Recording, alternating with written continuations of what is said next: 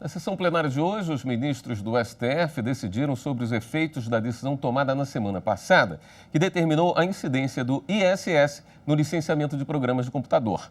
O plenário também concluiu o julgamento sobre a necessidade de edição de lei complementar para a cobrança do diferencial do ICMS exigida pelos estados. Na sessão dessa quarta-feira, os ministros retomaram o julgamento de 2 casos que tratam sobre a necessidade de lei complementar para disciplinar em âmbito nacional a cobrança do diferencial de ICMS exigido pelos estados. Assuntos que têm como relatores os ministros Marco Aurélio e Dias Toffoli, que já haviam apresentado voto na sessão realizada no ano passado, ambos a favor de edição de lei complementar. Nessa quarta-feira, votaram com os relatores os ministros Luiz Roberto Barroso, Edson Fachin, Rosa Weber e Carmen Lúcia. Os ministros Nunes Marques, Alexandre de Moraes, Ricardo Lewandowski, Gilmar Mendes e Luiz Fux divergiram dos relatores e votaram no sentido de que a lei complementar é dispensável. Por maioria de votos, o plenário entendeu que é necessária uma lei complementar para a cobrança do diferencial de ICMS. Quanto à ação direta, no que diz respeito às cláusulas primeira, segunda, terceira e sexta, a modulação é que a decisão tem efeito apenas a partir do exercício financeiro seguinte à conclusão desse julgamento, ou seja, o ano de 2022. As cláusulas continuariam a valer para o exercício fiscal de 2021.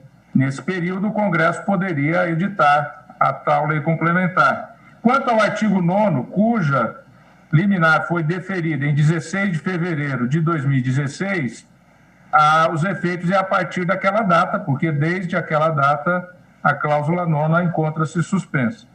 E a mesma sistemática, eu não vou ler aqui, mas aplicar-se-ia ao recurso extraordinário, modulando também os efeitos. Foi aprovada a tese indicada pelo ministro Marco Aurélio, nosso decano, no sentido de que a cobrança do diferencial de alíquota alusiva ao ICMS, conforme introduzido pela emenda constitucional 87, pressupõe a edição de lei complementar veiculando normas gerais. E na abertura da sessão dessa quarta-feira, os ministros também decidiram sobre como será a modulação dos efeitos da decisão tomada na semana passada pelo plenário do STF, determinando a incidência do ISS no licenciamento de programas de computador.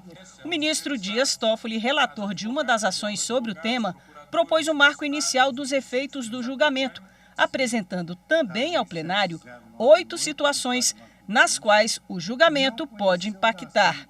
São casos envolvendo contribuintes que recolheram somente o ICMS, contribuintes que recolheram somente o ISS, contribuintes que não recolheram nem o ICMS nem o ISS, contribuintes que recolheram o ISS e o ICMS, mas não ingressaram com ação de indébito. Toffoli também propôs soluções para os casos de ações judiciais pendentes de julgamento, movidas por contribuintes em face dos estados, nos quais se questiona a tributação do ICMS, ações judiciais, inclusive execuções fiscais pendentes de julgamento, movida por estados visando a cobrança do ICMS, ações judiciais, inclusive execuções fiscais pendentes de julgamento, movidas por municípios visando a cobrança do ISS e, por fim, ações judiciais movidas pelos contribuintes contra os municípios pendentes de julgamento, discutindo a incidência do ISS sobre o software. Devo agradecer aos eminentes colegas que, ao final da sessão passada, fizeram importantíssimas ponderações para que pudéssemos trazer essa proposta para que tentássemos, nessa síntese de modulação, chegar a maior segurança jurídica, a maior previsibilidade e evitar eventuais embargos de declaração e também evitar discussões nas instâncias inferiores. E o plenário, por maioria, seguiu a proposta do ministro Dias Toffoli, vencido o ministro Marco Aurélio. E como você viu, o Supremo também definiu hoje a modulação dos efeitos de decisão sobre disputa tributária envolvendo o licenciamento de softwares. Quem comenta isso para a gente é a consultora jurídica da TV Justiça, Karina Zucolotto. Oi, Karina. Boa noite. Olá, William. Boa noite para você, boa noite a todos que nos assistem. Um tema bastante complexo foi definitivamente resolvido no plenário nesta tarde de quarta-feira. Os ministros, veja, pela uma reportagem que a gente assistiu, acabaram modulando os efeitos dessa decisão, que depois de pelo menos 4 sessões plenárias decidiram por maioria que incide sobre o licenciamento do software ou pelo direito de uso desse software, o ISS, um tributo municipal. E aí, a modulação dos efeitos proposta pelo ministro Dias Toffoli, pelo menos na ação em que ele foi o relator, seguia a seguinte ideia. Nós tínhamos situações envolvendo contribuintes que já tinham recolhido o ICMS, alguns que tinham recolhido o ISS, alguns que tinham recolhido os 2 tributos e que, de uma certa forma, depois dessa decisão, buscariam o recebimento daquele que era indevido. Por isso, a ação chama-se repetição de indébito, um débito que não existiria.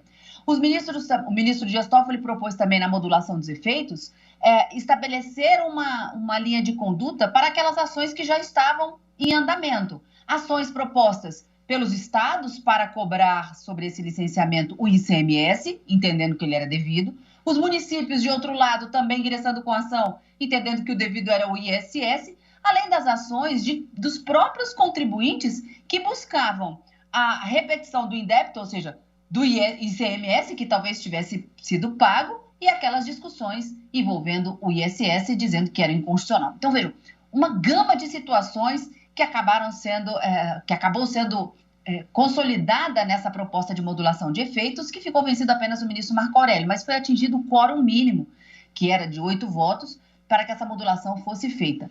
E, no final das contas, como é que isso resolve?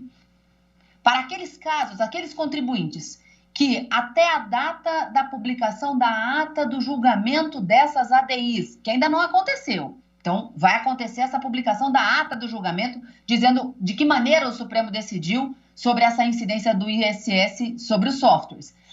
Aqueles recolhimentos de ICMS que foram feitos até a data da publicação dessa ata de julgamento permanecerão incólumes. Os municípios não poderão cobrar desses contribuintes o ISS, que o Supremo disse que é o devido. Por quê? Porque está dentro dessa modulação. Assim como aqueles que já efetuaram o pagamento do ISS também não podem ser cobrados do Estado. E também não podem entrar com uma ação de repetição de indébito, caso eles já tenham pago o ICMS e querem receber esse valor de volta para pagar o ISS. Não, a situação está consolidada. Quem já pagou ICMS, quem já pagou ISS, está consolidada, se isso aconteceu até a data da publicação da ata do julgamento. Depois disso, os que não pagaram ainda, os contribuintes que ainda não fizeram esse recolhimento, devem pagar o ISS, porque o Supremo disse que esse é o tributo devido. E nas ações que estão em andamento e discutindo a constitucionalidade, se há um tributo ou outro tributo, os ministros decidiram que deve ser aplicado o entendimento que se chegou à corte por maioria de votos, no sentido de que é o ISS o tributo devido e, portanto, pago aos municípios. Foram 2 ações diretas de inconstitucionalidade que foram julgadas. Na outra ação da relatoria da ministra Carmen Lúcia, o ministro Dias Toffoli, que ficou redator para o acórdão das 2 ações, ele propôs também uma modulação de efeitos em relação a algumas expressões da lei do Estado do Mato Grosso, que era da relatoria da ministra Carmen Lúcia, para que algumas das expressões ficassem suspensas também a partir da publicação da ata do julgamento, com exceção de outras expressões que já estavam suspensas em razão de uma medida cautelar concedida em 1999. Então, ele dava efeito ex nunc para aquelas expressões que durante o julgamento foram declaradas inconstitucionais e ex tunc para aquelas expressões que já haviam sido suspensas, já tinham tido seu efeito suspenso em razão de uma medida cautelar. Esse foi o resultado final, então, da saga ICMS versus ISS sobre licenciamento e direito de uso de softwares, William. Muito bem explicado. Obrigado, Karina.